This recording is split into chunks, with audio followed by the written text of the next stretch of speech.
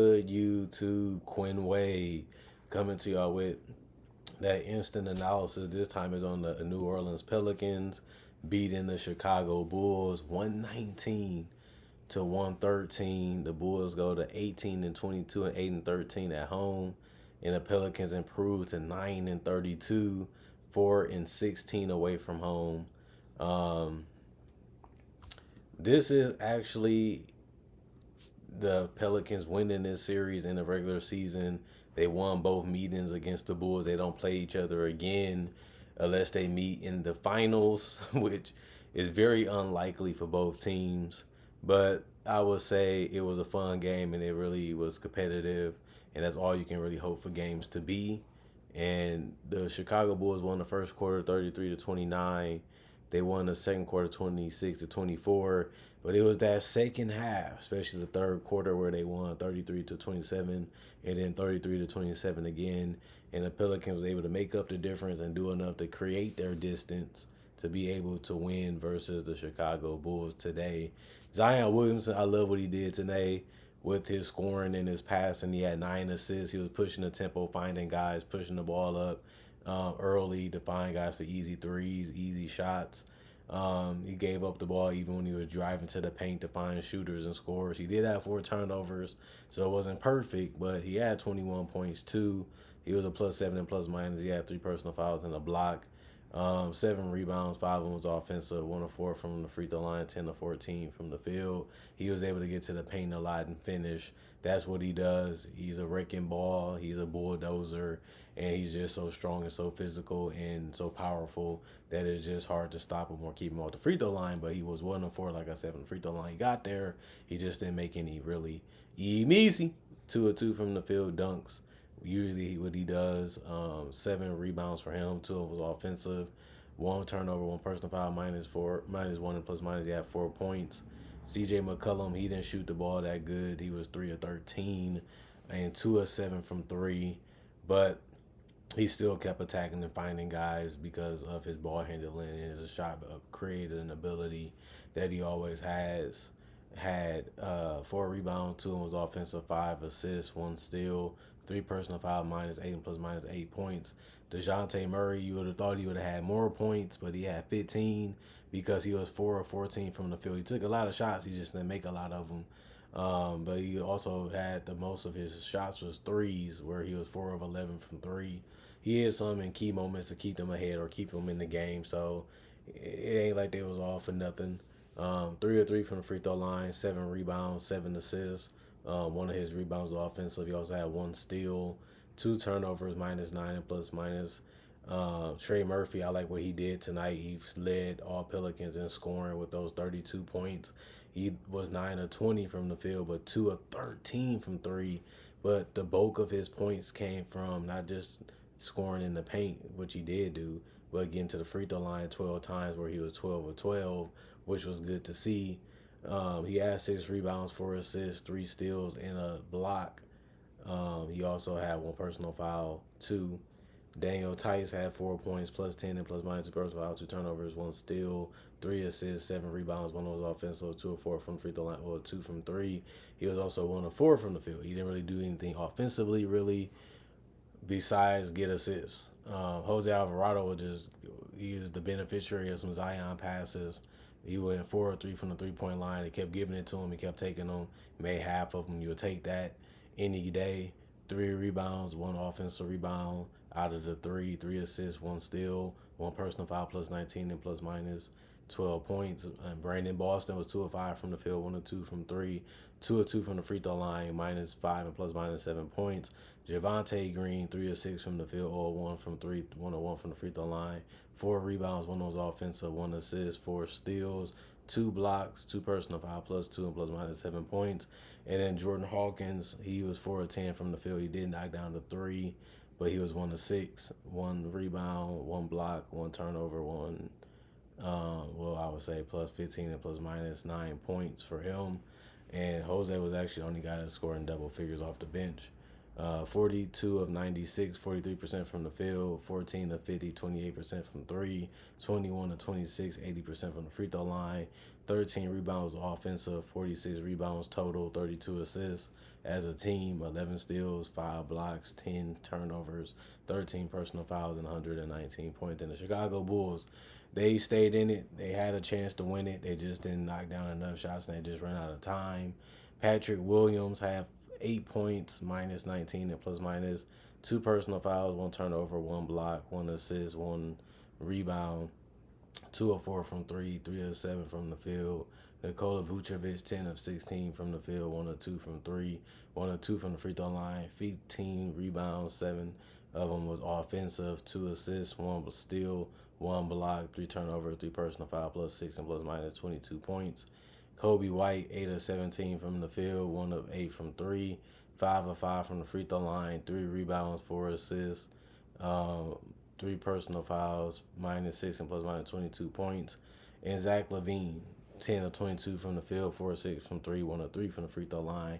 He has 7 rebounds, 5 assists, 1 steal, 5 turnovers, 2 personal fouls, plus 6 and plus minus 25 points. They're going to score the bulk of the points.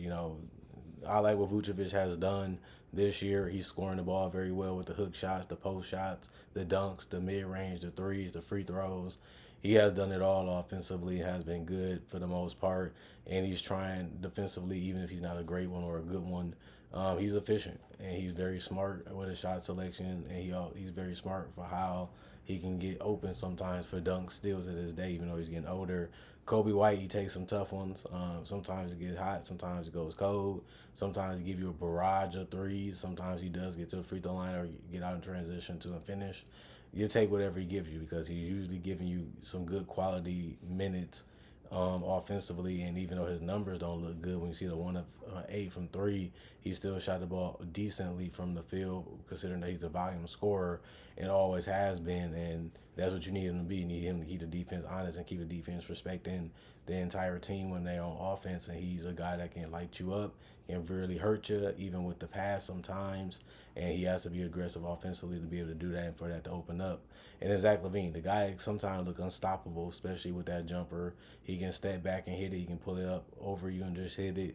He can catch and shoot, come off screens or whatever you need him to do.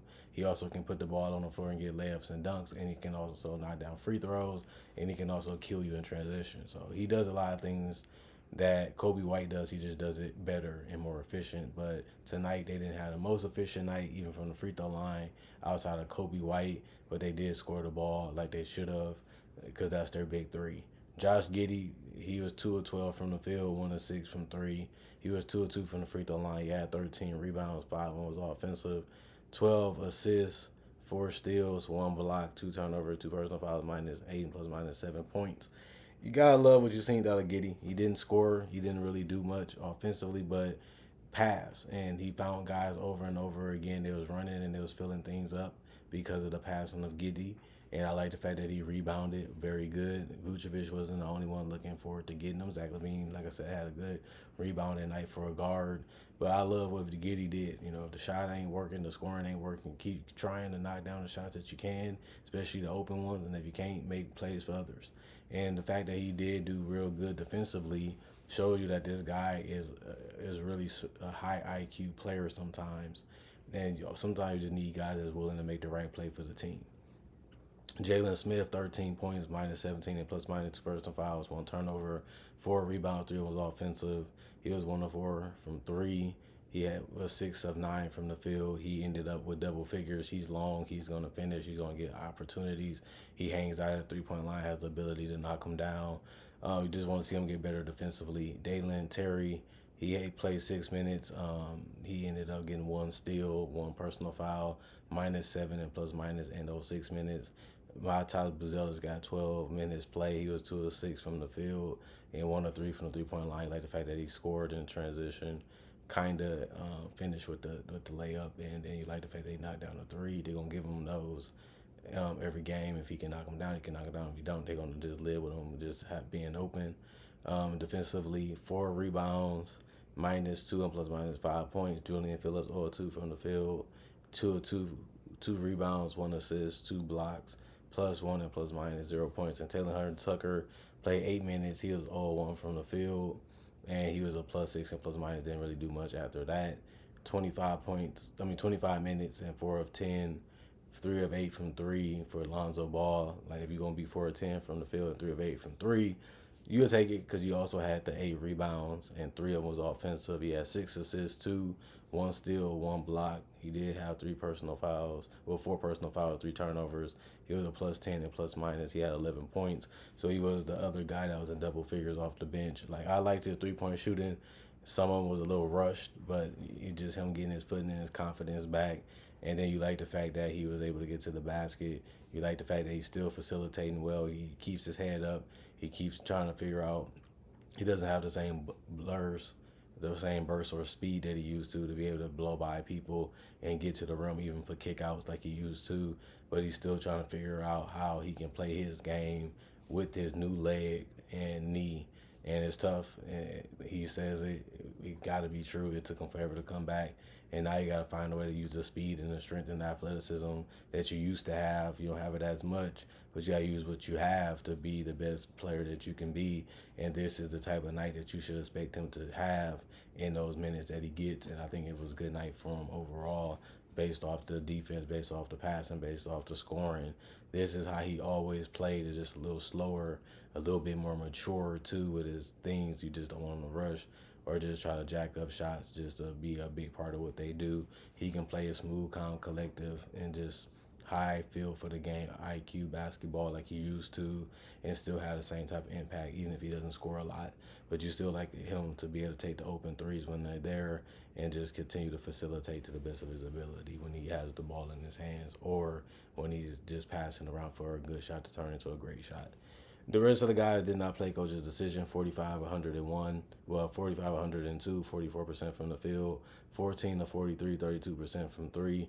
9 to 12, 75% from the free throw line. 18 offensive rebounds. 57 rebounds. They out-rebounded about 13, almost, well, I'll say 12.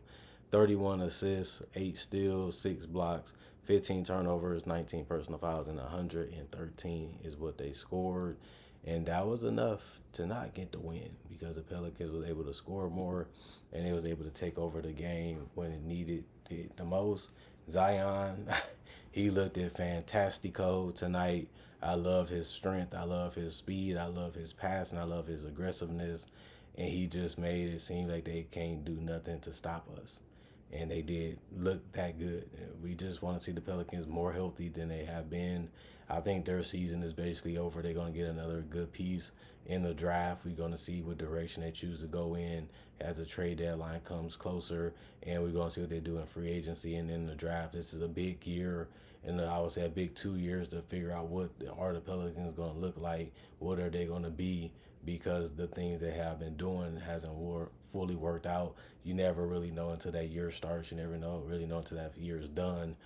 They did a lot of good things to try to show you that they're committed to trying to win, and they're committed to try to win with Zion, but it hasn't really materialized to anything significant at this point, so there's nothing we can really say besides they're failing at what they're doing. But this draft don't really have a franchise guy that's going to be hugely a superstar when it comes to the game of basketball. I could be wrong, but they already have that now, and they don't really have to get rid of Zion because he's very young, and there's no real rush to do it outside of you just want to cash in on the best offer you can get for a guy that you know is great because he proved it. But if he's not going to stay healthy, eventually you do have to move off of him because you're trying to win games, and he hasn't really helped you doing that because he's not on the court enough, which is understandable why he's in that trade conversation. But other than that, you definitely keep him as long as you can. This is nothing new. That's how the NBA always operated. If you have one of the best players in the world, it's hard to get one of them. And if you got one of them, you're trying to keep them and build around them as long as you can, especially when they're not even 27 or 28 or 30, which is funny because he's not one of those people. But, he also has a unique story of his own of why he gets in this situation now at his age and at his type of season that he's having now, which is still good when he plays. I mean, he's obviously one of the better players. But I would say the Pelicans are in a tough situation, but they're not in the worst situation in the league. They're just going to be a team that's going to be watched a lot. just because their decisions are going to be really impacting the landscape of the NBA in the Western Conference, because this is one of the youngest teams that has a lot of potential to be dangerous if they're healthy. But if they're not, then they're just another team in the league, and that's not what they wanted to be, and that's why they made so many acquisitions for that reason, was to be a threat in the West, which always made sense because that's what you try to strive to be as a GM and as an organization, be a team that the people want to see, and being a winning one at the same time. But the Bulls, they're competitive. They're fun to watch. They always taking shots. They always coming at you. They always trying to find ways to win games. They just need to play better defense. They don't really have enough stoppers. They don't have enough rim protection and stuff like that.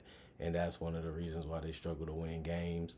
But other than that, when it comes to enjoyment, I enjoy watching as many Bulls games as I can because they just that fun to see. Other than that, comment, like, subscribe, share, hit the notification bell for more knowledge. And if you're new to the channel, I do videos just like this in different type of variety.